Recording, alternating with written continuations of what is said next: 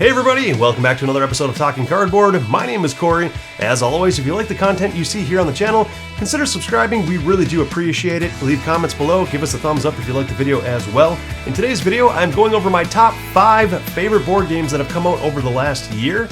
Let's get started.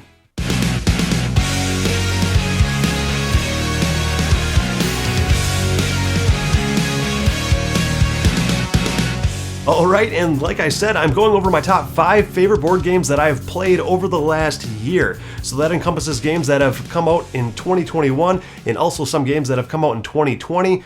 Anything over the past year from the time of the filming of this video is all fair game. So that is how I am doing my list here today. I'm going to give you 5 bonus games that just barely missed the list. So it's kind of like a top 10. These games 6 through 10 aren't in any specific order at all, but I did want to mention these because these are all fantastic games as well. So yeah, the first game that just missed the list is The Loop. It is a fun, medium-weight cooperative game that has some time travel elements to it that brings some really nice light fun to the table, and definitely a unique enough cooperative game that it can live amongst all my other cooperative games on the shelf. And it has these different mission tiles that you're trying to go after and hop from era to era while you've got this big bad doctor that's trying to stop you from doing it. So that one has been a lot of fun. Another game that just missed the list is called Furnace. In Furnace, you've got bidding where you're bidding over these cards. If you're the highest bidder on a card, you win the card to add to your tableau. And you're trying to create this tableau that's got this really neat engine building aspect to it, where you're generating resources and you're trying to convert resources into other resources to turn them in for money. And when you can sell these resources for money, whoever has the most money at the end of the game wins. But you're doing it in a way, like I said, with bidding. The highest bidder wins the card, but if you are one of the bidders that did not win the card, you actually get a consolation prize too. There are resources on each card that you actually multiply the amount that you bid by the number of resources on the card, and that's how many resources you get to gather if you did not win the bid. And like I said, if you were the highest bidder, you just win the card without getting any of those additional resources. So it's really neat. You get something good out of every card, regardless of if you won the bid or not. And also trying to build your tableau in a way where you've got this supply chain effect of converting resources into money. So Furnace has been a lot of fun. Another game, haven't gotten to the table for a while here, but just missed the list, is Whistle Mountain. Whistle Mountain has a lot of unique and cool aspects too. At its heart, it's just kind of a medium-weight worker placement game, sending workers out to different spots to get different things. Cards, you're gathering resources. One of the cool things in this game, though, is how you gather the resources. It's got some tile placement where you're placing tiles on the board, and then you can actually send a dirigible or like a hot air balloon, and fly up to these different tiles in different spots. And whatever resources you are orthogonally adjacent to when you land your aircraft next to it are actually the resources you get to gather for yourself.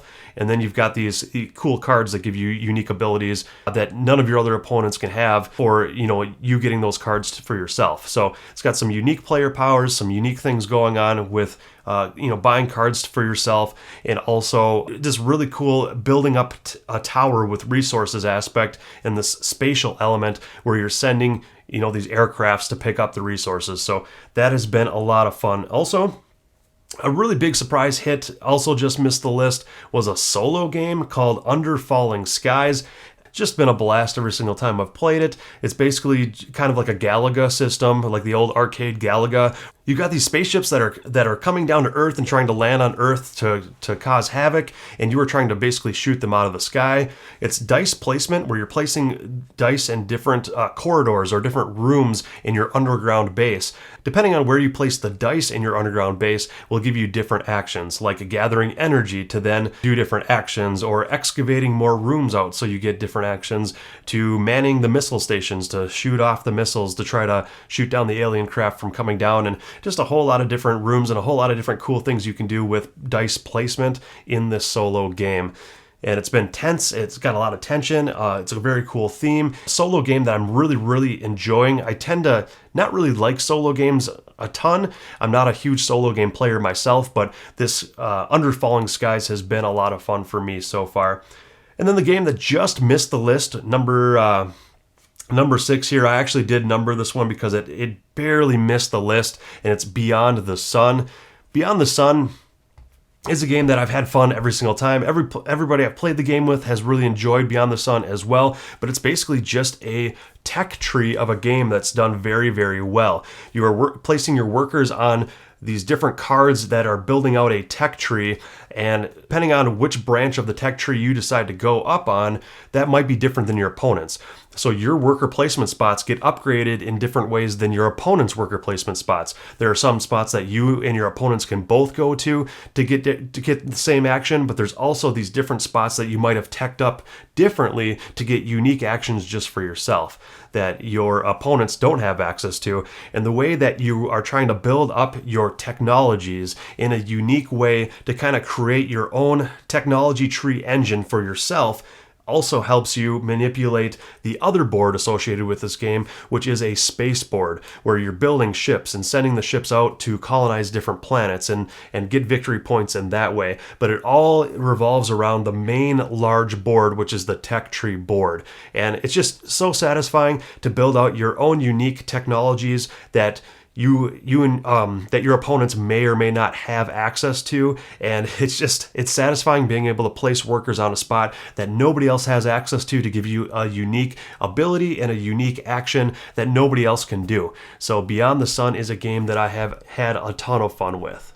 Okay, so moving into the top 5 games here on the list, starting with the first game here. I actually don't own the game, but I do have it in storage here in the studio. Jerch from Talking Cardboard owns this game, and as you can see, Ankh has been a huge hit with our group and has hit the table many, many times since we got it.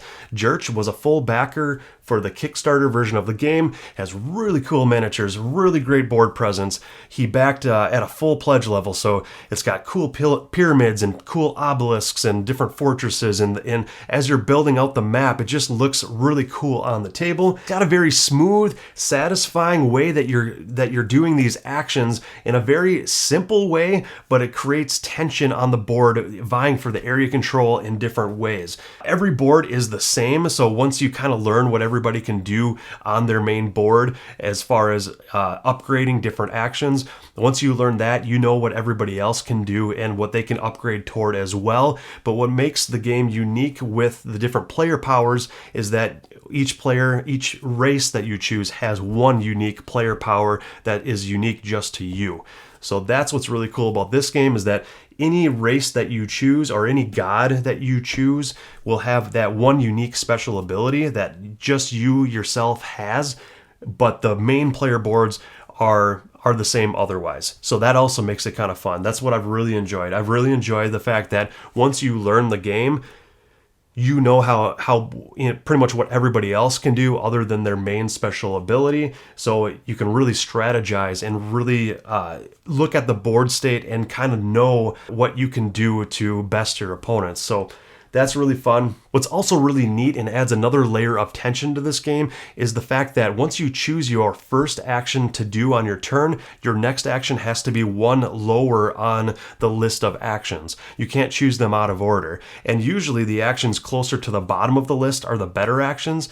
So sometimes you do want to do that really good action, before the other ones, or, before you move, for example, but movement is at the top. So you might have to be forced into moving your characters before doing a more powerful action. So kind of that push-pull, that tension, and just the whole way that works. I'm not going to get into the overall everything to do with this game, but there are a lot of unique, cool things with this. It just does everything in such a way that adds a new level of tension to area control, and still keeping the game really streamlined. So I've really enjoyed Ankh a lot so far.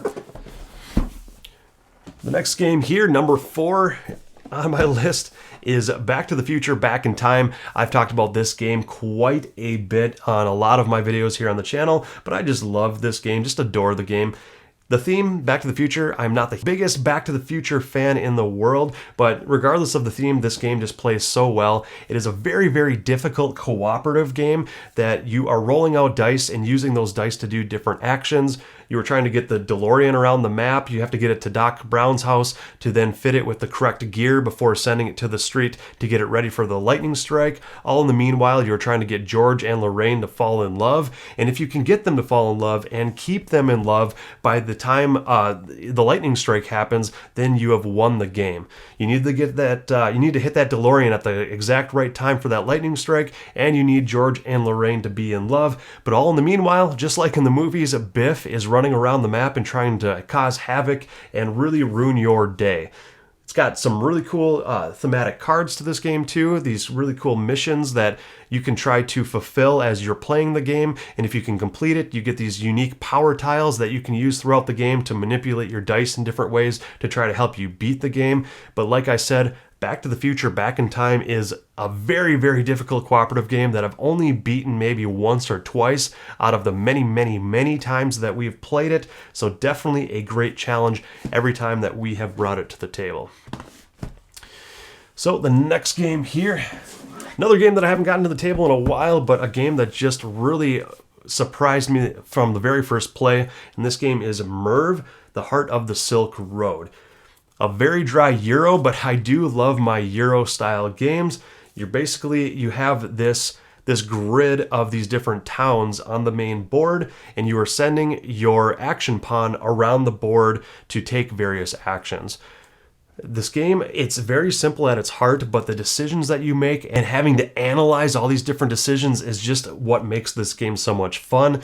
It's basically a square board that has a grid of these towns in the middle of the board, and you have to stop your action pawn on one of the sides of the town before moving on to the next side of town. And you've got, the 4 different sides to the square around the town, so you're only doing 4 actions per round. And there's only 3 rounds in the game. So really you're only doing 12 actions throughout the entire game to try to get the most points to win. And that's what I love about it the most. It's a very, very tight, crunchy, very difficult game to analyze as you're playing it, but it also goes pretty quickly at a fairly good clip as you're playing it as well, because you only have those 12 actions before the game is over.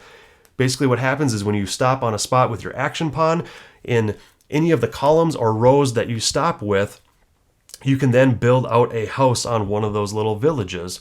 The village will give you an action. It'll also, once you have your house there, it'll also generate resources for you. And then if you stop on the next side of the board and build in that same row that you have already built a house in, then you're also triggering the previous houses along with your new house for more resources and additional resources.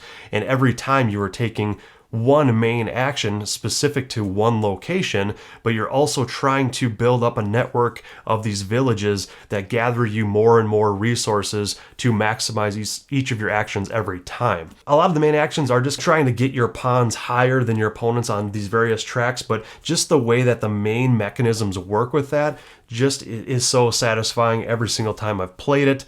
Haven't shown this game to too many people yet, but I have played it a bunch with my wife, and her and I both really, really enjoyed the heck out of it. So that is Merv, the Heart of the Silk Road. Moving on to number 2. No surprise to anybody here, I don't think, but this is The Lost Ruins of Arnak. Made a big splash this past year. A lot of people have been enjoying the heck out of The Lost Ruins of Arnak. The only reason why this game didn't make my number 1 slot is honestly because I feel like it doesn't have enough variability to really hit the table too often in the future. I don't feel like the replayability is quite there, and I'm pretty certain, 99% sure that when I get my hands on the expansion to this game that was just released here, but I haven't seen it in my local stores at all, but just released, as soon as I get that expansion, I think this game will jump up to the top again and be really fresh and new. But in The Lost Ruins of Arnak, it's kind of got that Indiana Jones theme to it, where you're going out and exploring these different temples and these mountains and the hills and the forest and trying to take down these guardians and these different scorpions and spiders and beasts to open up these different worker placement actions for you. What's really unique and cool in this game is that it's got some deck building elements as well, where you're building out this deck of cards. You're buying different artifacts and buying different tools to add to your deck. And as you're playing cards, those will actually have an action on the top of the card that allow you to go and place your worker on a specific location, and then on the middle or the bottom of the card, it'll also have another action associated with it. So it's multi-use cards. The cards will tell you where you can place your workers to go to these different locations on the map, and also generate these different combos and different actions for you as well. So the multi-use cards, with having to play cards to tell you which locations you can send your workers to place them on the board, is just a ton of fun. And like I said, with the expansion that just got released, I think it'll add even more cards, and it'll add another set of the research tracks that you can interchange, change in and change out to make the research track more unique every single time as well. So that'll add a ton to the game, and honestly, if you haven't tried this game yet, definitely give it a try. And if the theme appeals to you, I'm sure you'll just love the heck out of the game. And even if the theme doesn't really appeal to you, it still is a very solid game just for its mechanisms. So now, finally moving into my number one game that I got played over the last 12 months, and another one that has similar mechanisms to the Lost Ruins of Arnak is Dune Imperium. I have not finished reading the book. I have not seen any of the movies. The new movie is actually being released tomorrow from the filming of this video here, so I'm excited to see the new movie. But in Dune Imperium, regardless of the theme here, the gameplay is just so satisfying. That's obviously why it's at my number one here.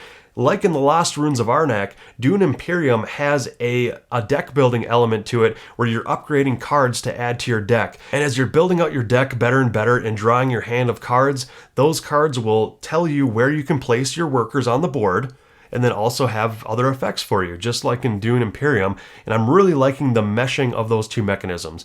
I love worker placement. I love having only the 2 workers in this game that you can send to locations to get you resources or to give you actions, but I also like the constraint that the cards give you with telling you the only locations that you're allowed to place your workers.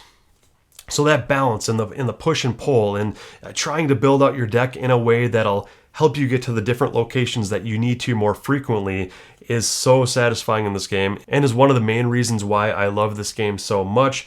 Another thing too is it's a race to 10 points. Whoever gets to 10 points first wins, but it's just so much tension as you go. Getting up to 1 point and then 2 points and finally 3 points, and every point you get in this game feels like it just holds so much weight to it and is so difficult to get that 1 point at a time, but when you do, it is so satisfying. What's unique to Dune Imperium over Lost Ruins of Arnak that I also really like is that there's this conflict zone on the map where you're sending these different troops to gather them up and then sending them into battle, and whoever wins the battle at the end of each round will get these bonus effects and bonus cards, sometimes points, sometimes it gives you resources, sometimes it gives you more combat for future rounds, and all these other different things. But you are sending workers out to befriend factions, these different factions, and to get them on your side to help them make your faction or your overall army stronger. And then you're sending these troops into battle to try to vie for control of that battle zone. So bunch of different worker placement spots that you can send your workers to, but really, like I said earlier, the meshing of that mechanism with deck building and those cards dictating where you can send those workers is the most satisfying part of this game, and the reason why it is number one on my list. So if you have not tried Dune Imperium yet, I've seen it fall flat with a couple people before, but really most of the people I've shown this game have just been blown out of the water and are just completely satisfied with the experience that they got out of this game.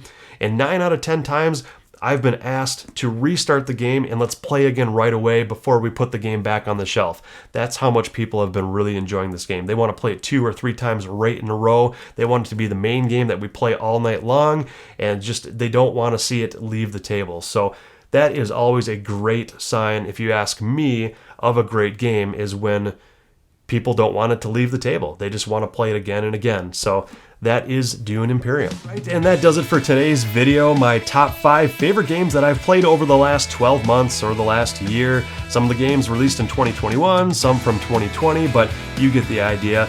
I also gave the bonus other 5 games, the games 6 through 10, just to let you know which games barely missed my top 5 list. But all 10 of the games mentioned in today's video are all fantastic games and definitely worth giving a shot. If any of these interest you, definitely give it a shot. I don't think you'll be disappointed. All 10 of these games are fantastic.